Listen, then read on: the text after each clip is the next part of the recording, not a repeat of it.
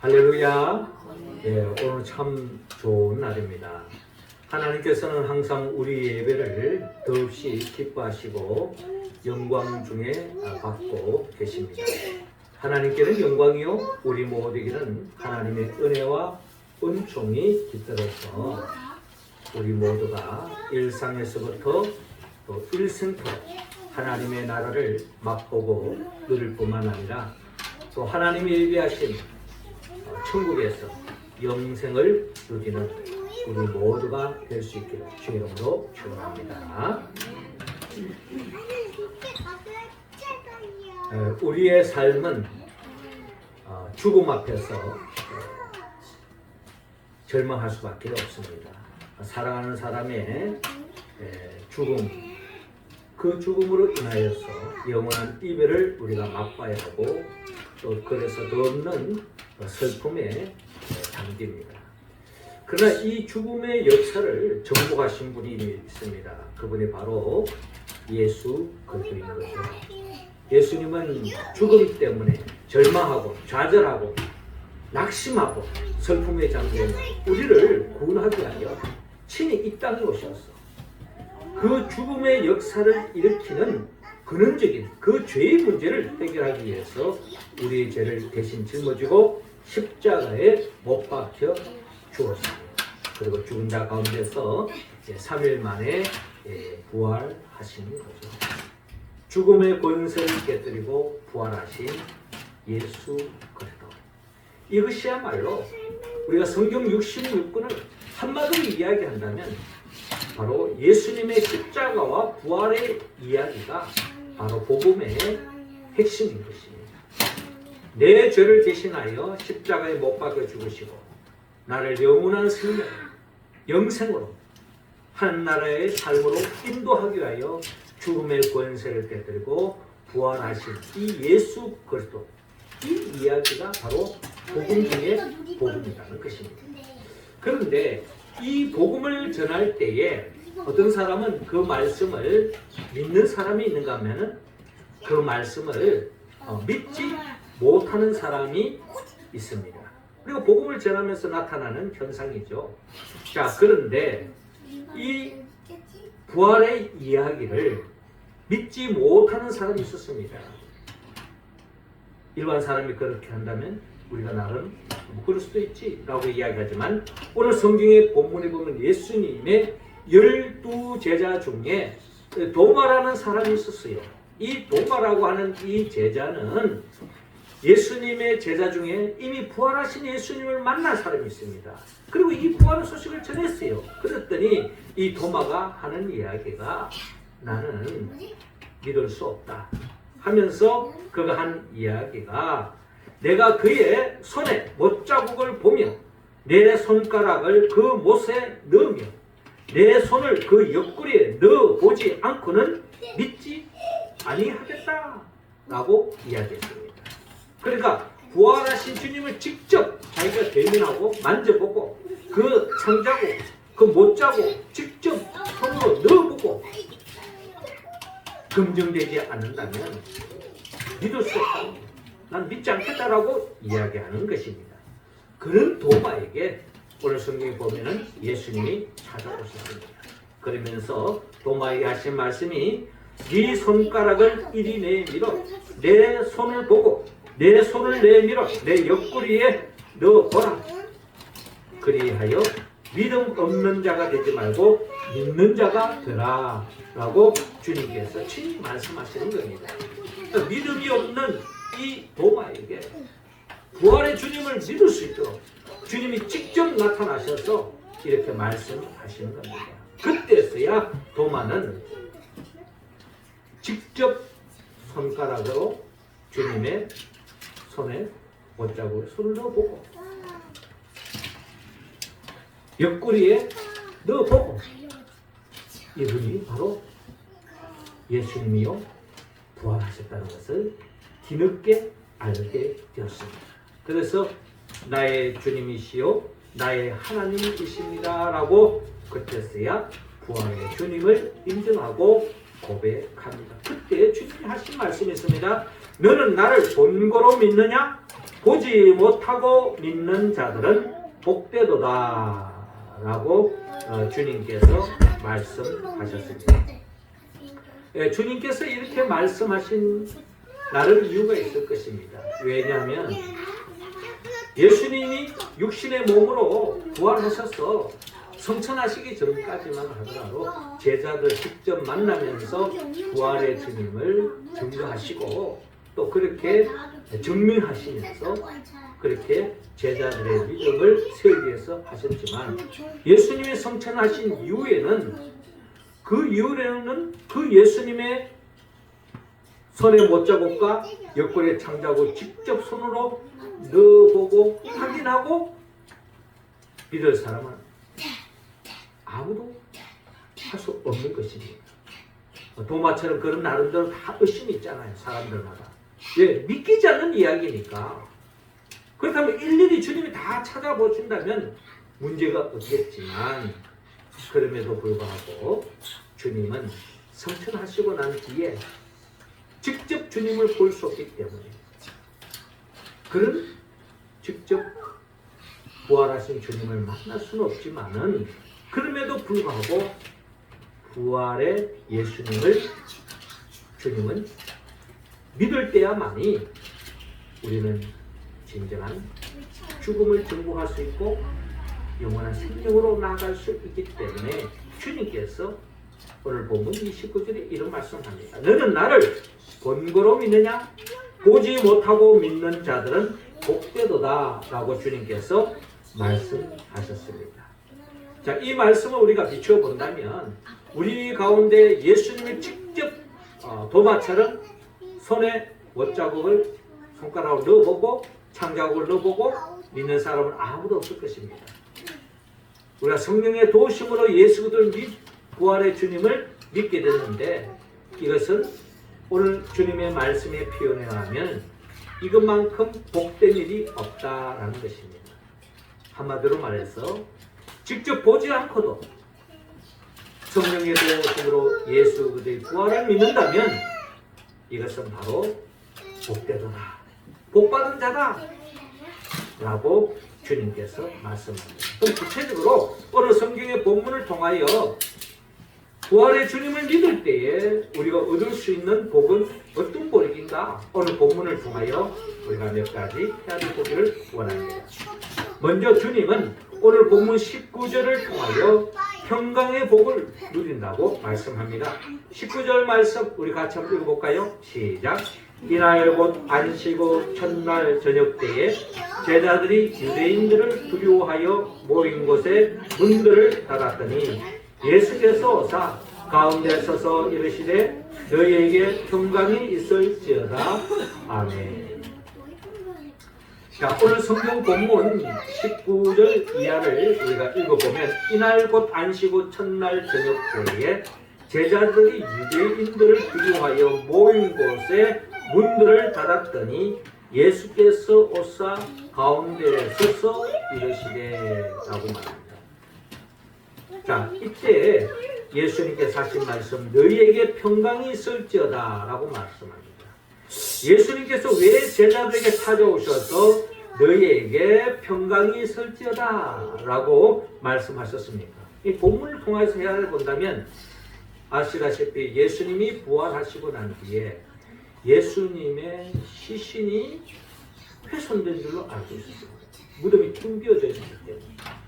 자, 그런 속에서 막달라 마리아의 이야기를 들어보면 예수님이 부활하셨다라는 소식 또한 접하게 되었습니다. 자, 그럼에도 불구하고 제자들은 직접 부활의 주님을 뵙지 못했기 때문에 여러 가지 지금 상황적으로 봤을 때는 불안하기 짝이 없습니다. 자기들이 그렇게 목숨 걸고 따랐던 예수님이 십자가에 못 박아 죽으셨고 시신이 행방불명이고 이러한 속에서 특별히 예수님의 제자들은 예수님을 신성모독죄로 십자가에 못 박혀 죽였던 것처럼 예수님의 제자들도 그런 두려움 속에서 예수님의 제자라는 이름 때문에 결국에는 우리 또한 잡혀서 죽을 수가 있다라고 하는 그런 현실적인 가능성 속에서 두려움에 떨고 있는 것이 바로 이 제자들의 지금 상황이라는 것입니다. 불안과 염려 속에 떨고 있는 이 제자들에게 예수님이 찾아오셔서 너희에게 평강이 있을지어다 라고 주님께서 말씀하고 있습니다. 너희에게 평강이 있을지어다. 여러분, 이 평강은 지금 예수님의 제자들에게만 필요한 것이 아닙니다. 이 땅을 살아가는 모든 사람들의 원초적인 갈망이 있다면 그것은 바로 평강이요 평안입니다. 왜냐하면 우리의 삶 자체가 살아있는 동안, 이 생명을 품고 있는 동안에 우리의 삶은 한치 앞을 내다볼 수 없기 때문입니다. 우리가 살아있는 이 삶이라고 하는 것은 생명에서 출발되어지는데 이 생명이라고 하는 이 중요한 단어의 이 생자를 들여다보면 이 생자는 소자의 한일자로 이렇게 이루어진 단어다라고 누군가가 그렇게 이야기합니다. 여러분, 소를 한번 생각해 보십시오. 우리 이 한반도에서 가장 우직한 동물이 있다면 그건 우리는 소를 이야기할 수 있을 것입니다. 소를 보면 물론 스페인 이런 데서 보면은 이 투하는 사람들의 그런 이 소를 보면 굉장히 사납고 말이죠. 난폭하죠. 또 그 성질을 돋구기 때문에. 그런데 우리 이 한반도에 오랫동안 우리 농촌 분위기 속에서의 이 소를 보면은 이 소는 참 우직하고 듬직하고 한마디로 말해서 우리의 마음을 안정을 주는 듯한 소를 우리가 생각해 볼 수가 있습니다. 소가 내 발로 탁 버티고 있는 모습을 보면은 믿음직하고 듬직하잖아요. 사실 우리의 삶이라고 하는 것은 어떨 때로 보면은 우리의 삶 자체가 마치 이런 소처럼 내 삶이 때로는 100년을 살 것 같고 1000년을 살 것 같고 10,000년을 살 것 같고 우리의 삶 자체가 더없이 평온한 아무 걱정 없는 살만 나는 그런 삶의 자리가 있습니다. 그러나 이 소가요, 이 날선자를 보는 것처럼 이 한일자 외나무 다리 위에 여러분들이 이 소가 서 있다고 한번 생각해 보십시오.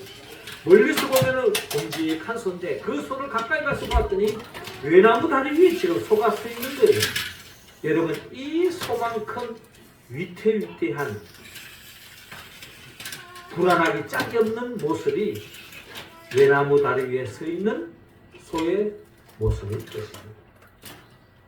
이처럼 우리의 삶은요, 어떨 때로 보면은 더없이 우리의 삶이 1000년 만년을 살 것 같은 그런 삶이지만 어떨 때는 우리의 삶이야말로 한치 앞을 내다볼 수 없고 불안하기 짝이 없고 언제 어느 순간에 어떤 일이 날지, 언제 어느 순간에 어떤 사고가 날지, 어떤 재앙이 날지, 어떤 불행이 나타날지 모르는 것이 우리의 삶이잖아요. 뉴스를 들을 때마다 가슴 내닫는 그런 사건, 사고가 얼마나 많습니까? 그게 늘 남의 이야기지만 내게 그런 일이 닥친다면 하는 끔찍한 그런 순간들을 경험할 때가 많이 있습니다. 이처럼 우리의 삶은 한편으로 본다면 더없이 듬직하게, 한편으로 보면 불안하기 짝이 없다라는 것입니다. 우리 인생은 그렇다는 것입니다. 요즘 우리가 새벽기도마다 시편을 읽고 있습니다만 시편을 통해서 우리는 다윗의 인생을 시편을 통해서 우리가 읽어볼 수가 있습니다. 이 다윗의 인생을 여러분 한번 생각해 보십시오. 그는 어릴 때 어디 뭐 양치기 소년이었습니다. 양치기에 있어서 양을 돌보는 데서 가장 큰 대적이 있다면 그것은 바로 일대요 사자일 것입니다. 아마 이 다윗은 어릴 때에 양을 모고 가가지고 이 양을 잘 돌보는 것이 자기 사명이었습니다. 그래서 사자가 위협이 온다든지 이리떼가 위협이 오면 물맷돌을 돌려서 결국 이 사자들을 물리치고 양들을 보호하는 것이 그의 삶의 어린 시절의 삶의 모습이었습니다. 근데 이 사자 때만 몰아내고 이리 때만 몰아내면 그의 삶이 늘 문제가 없을 것 같았지만 그의 삶 속에 예기치 않는 문제가 생깁니다. 한마디로 말해서 다윗이 살던 곳에 전쟁이 일어났습니다. 블레셋 군사 이 골리앗이라고 하는 엄청난 대적이 이 이스라엘을 쳐들어와서 항복을 요구하고 있습니다. 이러한 상황 속에서 다윗은 즉 골리앗만 없애버리면 우리나라가 평안하게 살 텐데 하는 심정으로 물맷돌을 들고 가서 결국 골리앗을 때려 눕힙니다. 문제가 해결되어지는 거예요. 한순간에 다윗이 영웅이 됩니다. 이 대적만 없으면 아무 문제가 없을 것 같아요. 그런 현실 속에 골리앗을 물리치고 아닌 게 아니라 백성들로부터 추앙받고 영웅이 되어지는 그 순간부터 그 당시의 왕 사울이 시기 질투하면서 결국 다윗을 죽이려고 합니다. 이때부터 다윗의 삶이 얼마나 파란만장한 도망 신세로 나그네 신세로 때로는 미친 짓을 해야만이 살 수 있는 그런 삶의 여정이 다윗의 삶 속에 펼쳐지는 것입니다. 그래서 늘 사울로부터 도망다니는 신세 속에 사울만 없어지면 문제가 해결될 것 같았지만 사울이 죽고 난 뒤에 그가 왕이 된 뒤에도 그는 끊임없는 시련과 시험과 문제 속에서 고민하고 갈등하고 어려움 속에 빠집니다. 심지어 다윗이 자기가 가장 총애했던 이 압살롬 아들로부터 반란을 일으켜가지고 아들로부터 도망다니는 그런 시대까지 놓였던 것이 다윗의 삶이었습니다. 여러분 다윗의 삶만 이렇습니까? 우리의 삶의 여정이 그렇습니다. 이 문제만 해결되고 나면 모든 게 다 해결될 것 같았지만 또 다른 문제가 우리의 삶 속에 찾아오고 또 그 문제만 해결되고 나면 모든 것이 해결될 것 같았지만 예상치 못했던 문제가 우리의 삶을 엄습해 오는 것이 우리의 삶의 현장입니다. 끊임없이 염려와 불안에서 자유로울 수 없는 것이 우리의 삶의 연속이죠. 이런 불안과 염려와 두려움 속에서 쫓을 수 있는 유일한 길은 결국 부활하신 주님이 오늘 찾아오셔서 제자들에게 하신 말씀 너희에게 평강이 있을지어다 하는 이 말씀이야말로 결국 제자들의 마음의 모든 불안과 염려와 두려움을 벗어날 수 있는 주님의 축복의 말씀이었다는 것입니다. 이처럼 우리는 부활의 주님을 만날 때 부활의 주님이 제자들에게 찾아오셔서 하신 말씀처럼 우리에게 말씀합니다. 너희에게 평강이 있을지어다. 이 평강이 우리 가운데 머물 때에 우리는 이 세상 살아가는 가운데 끊임없이 다가오는 불안과 염려와 두려움에서 벗어날 수 있는 유일한 길이 죽음의 권세를 깨뜨리고 부활하신 주님이 주시는 이 평강을 누릴 때에 가능할 줄로 믿습니다. 주님은 살아생전에 제자들에게 요한복음 14장 27절을 통하여 말씀하셨습니다. 평안을 너희에게 끼치노니 곧 나의 평안을 너희에게 주노라. 내가 너희에게 주는 것은 세상이 주는 것과 같지 아니하니라. 너희는 마음에 근심하지 말고 두려워하지도 말라 라고 말씀합니다. 이 말씀은 주님이 부활하시기 전에 제자들에게 한 말씀이에요. 오늘 부활하셔서 제자들에게 이 평안, 이 평강을 주고 계시는 것처럼 우리가 부활의 주간을 보내면서 부활의 신앙 위에 굳게 설 때 부활의 주님은 항상 우리의 마음속에 찾아오셔서 평안을 주시고 평강을 주시고 그 주님 주시는 평안으로 이 험난한 세상을 이겨나가는 우리 모두가 되기를 주의 이름으로 축원합니다. 이어 두 번째로 우리가 부활의 주님을 믿을 때에 성령의 복을 누릴 수 있습니다. 22절 우리 같이 읽습니다. 시작. 이 말씀을 하시고 그들을 향하사 숨을 내쉬며 이르시되 성령을 받으라. 그렇습니다. 오늘 본문 21절에 너희에게 평강이 있을지어다. 아버지께서 나를 보내신 것 같이 나도 너희를 보내노라 라고 말씀하시며 21절에 이 말씀을 하시고 그들을 향하사 숨을 내쉬며 이르시되 성령을 받으라 라고 주님께서 친히 말씀하고 있습니다.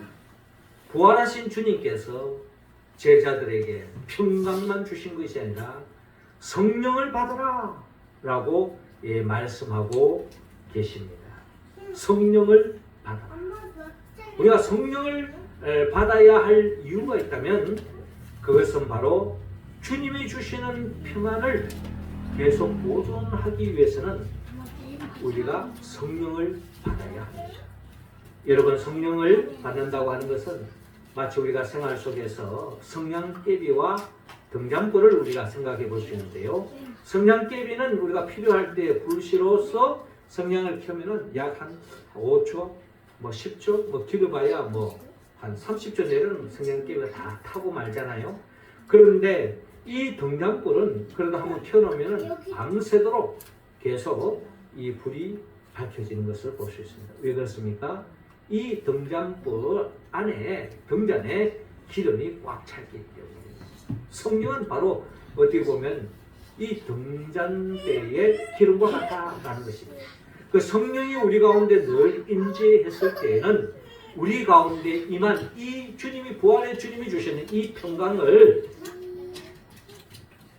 계속 잃지 않고 보존할 수 있다.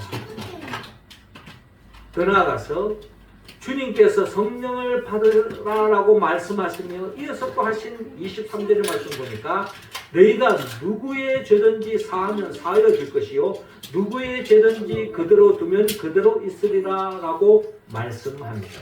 자, 이 말씀의 의미가 뭡니까?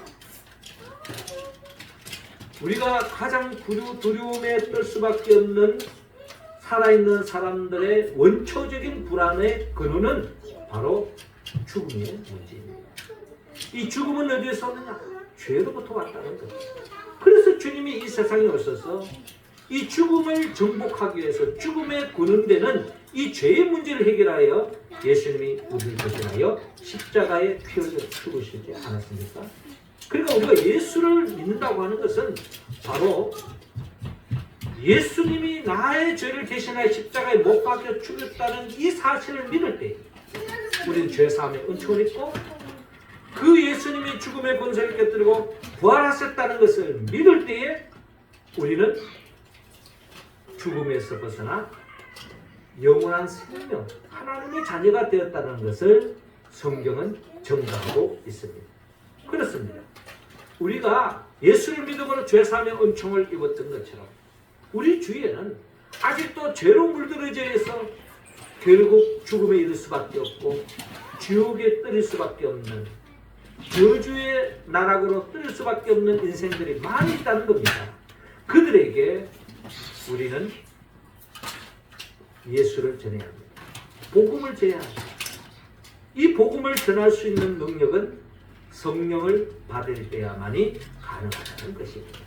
그래서 주님은 우리에게 부활의 주님을 믿을 때에 우리는 성령을 충만히 받고 그 성령에 힘입어서 아직도 죄로 말미암아 물들어 있고 정령 죽을 수밖에 없는 그들에게 죽음의 문제를 해결해주고 죽음의 두려움으로서 벗어날 수 있도록 죄의 문제를 해결해주기 위하여 복음을 전할 수 있게 되었다. 그러므로 우리는 성령의 충만함을 받을 때에 사도행전 1장 8절 오직 성령이 너희에게 임하시면 너희가 권능을 받고 예루살렘과 온 유대와 사마리아와 땅끝까지 이르러 내 증인이 되리라 하시니라 라고 말씀하고 있습니다. 예수를 전할 수 있다는 거예요. 그렇습니다.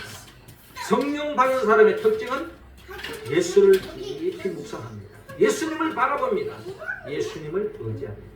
그때에 우리는 평안을 얻을 수 있습니다.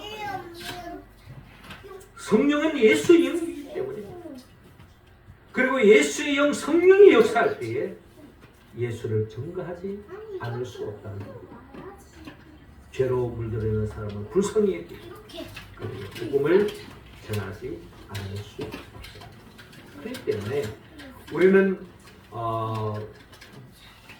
부활의 주님을 직접 만나지는 않았지만 부활의 주님을 믿음으로 말미암아 누릴 수 있는 복, 그게 바로 성령의 복이라는 것입니다. 근데 사실 부활의 주님을 믿는다는 그 자체가 이미 성령이 임한 것입니다. 그리고 그 주님을 깊이 묵상할 때 부활의 주님이 주시는 평안을 보존할 수 있고, 또한 그 성령의 충만히 임할 때에 그 평안을 나만 누리는 것이 아니라 다른 사람들에게 복음을 전함으로 생명을 얻게 함으로 영생을 얻음으로 주님이 주시는 참 평안, 그게 바로 하나님의 나라를 만끽할 수 있는 그 복을 누릴 수 있다는 것입니다. 우리는 이미 그 복을 받아 누리고 있는 줄로 믿습니다. 그 은혜를 잊지 않고 감사하는 우리 모습이 되어야 될 줄로 믿습니다. 마지막 세 번째로, 우리가 부활의 주님을 믿을 때에 생명의 복을 얻는다고 말씀합니다. 31절 우리 다 같이 읽겠습니다. 시작. 오직 이것을 기록함은 너희로 예수께서 하나님의 아들 그리스도이심을 믿게 하려 함이요 또 너희로 믿고 그 이름을 힘입어 생명을 얻게 하려 함이니라. 아멘. 자, 오늘 본문 31절을 보면 오직 이것을 기록합니다. 자, 요한복음 20장 31절에 들어오면 어떻게 본다면 요한복음의 결론적인 말씀, 즉 오직 이것을 기록하는, 요한복음을 기록한, 복음서를 기록한 목적을 말씀하고 있습니다. 우리가 왜 복음서를 왜 계속 읽습니까? 왜 복음서를 우리 놓칠 수 없습니까? 왜 복음서가, 요한복음이 복음서에 들어가는 겁니까? 그게 바로 복음이 있다는 거예요. 복음이 뭐냐? 너희로 예수께서 하나님의 아들 그리스도이심을 믿게 하려 합니다. 예수님이 하나님의 아들이고 그리스도라는 것이죠. 우리의 삶의 모든 문제의 해결자라는 것입니다. 어떤 문제까지 해결해 주느냐? 한마디로 죽음의 문제까지도 해결해 준다. 그러니까 또 너희를 믿고 그 이름을 힘입어 생명을 얻게 하려 함이니라 라고 말씀하고 있습니다. 그러니까 복음, 십자가와 부활하신 예수 그리스도, 그게 바로 복음인데, 그 복음을 통하여서 우리는 생명을 얻게 되었다라는 것입니다. 이 생명은 영원한 생명을 이야기하고 있습니다. 이 봄날이 되면 우리가 화창한 꽃을 보게 되어지는데, 꽃 종류도 두 종류가 있습니다. 꽃이 아주 만개했지만 그냥 꽃이 그렇게 이쁘게 폈는데 그냥 꽃으로 그냥 비가 오면 떨어지고 그냥 바람이 날리고 먼지가 되어지고 그름이 되어지고 흙으로 돌아가는 그런 꽃이 있어요. 그런가 하면 그 꽃이 똑같은 꽃인데 그 꽃이 떨어지지만 떨어지는 것이 아니라 이것이 사과나무도 되고 때로는 살구나무도 되고 살고 또 열리고 또 때로는 대추로 열리는 것을 볼 수가 있습니다. 같이 꽃에서 출발했는데 열매로 나아가는 꽃이 있고 그냥 떨어지는 꽃이 있다는 것입니다.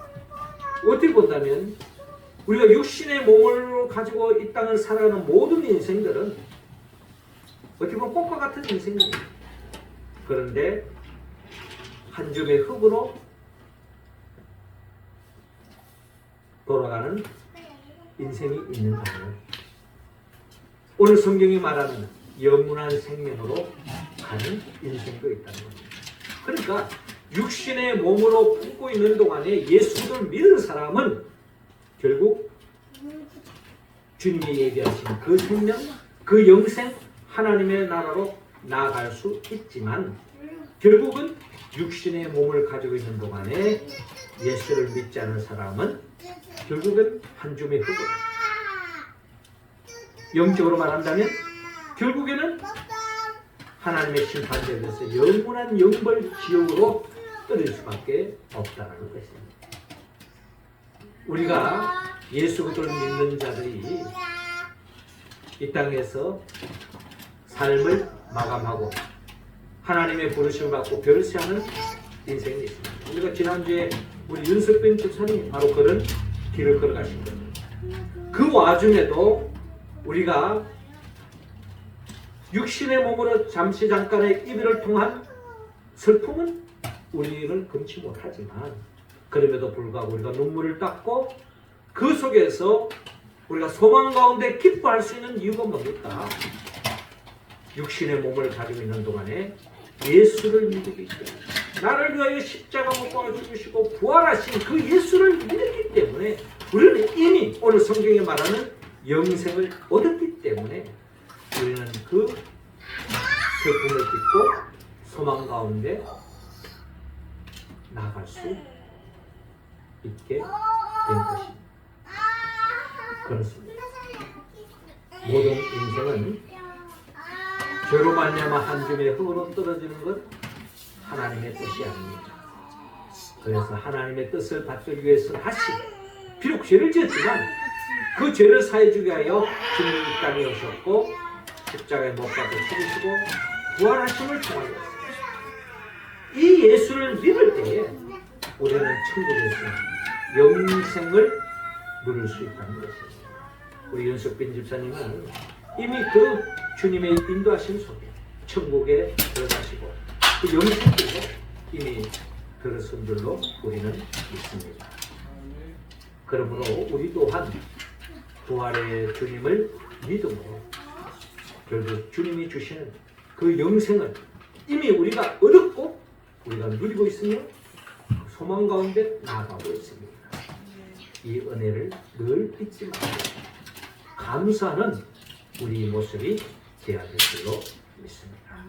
사랑하는 성도 여러분, 우리는 부활하신 주님을 직접 만나고 직접 만져보고 믿는 사람 우리 가운데는 아무도 없을 것입니다. 주님의 은혜로 우리 모두가 우리의 죄를 대신하여 죽으시고 부활하신 예수 그리스도를 믿음으로 주님이 부활하신 주님 말씀하시는 거죠.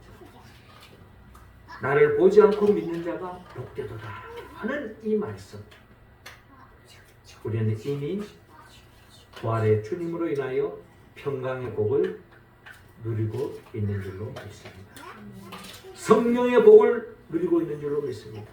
그리고 영생의 생명의 복을 누리고 있는 줄로 믿으시기 바랍니다. 이 복을 늘 감사합니다. 이 복을 누리고 나만 누릴 것이 아니라 아직도 예수를 알지 못하고 죽어가는 그들에게 복음의 소식을 전하여 함께 이 복을 나누는 축복의 통로의 인생길을 살아가는 우리 모두가 되기를 주의 이름으로 축원합니다. 기도드리겠습니다. 하나님 아버지, 이 시간 우리 한 사람 한 사람에게 성령의 기름을 부어 주시옵시고 성령 충만함으로 말미암아 우리 모두가 우리를 위하여 우리의 죽음의 문제를 해결하기 위하여 십자가에 못 박혀 죽으시고 우리에게 영생의 길로 인도하기 위하여 부활하신 우리 주님을 믿음으로 말미암아 평강의 복, 성령의 복, 생명의 복을 충만히 받아 누리며 아직도 이 복을 알지 못하는 자에게 이 복음을 전하여서 축복의 통로로서의 인생길을 살아가는 우리 모두가 되게 하여 주시옵소서. 예수님의 이름으로 기도드립나이다.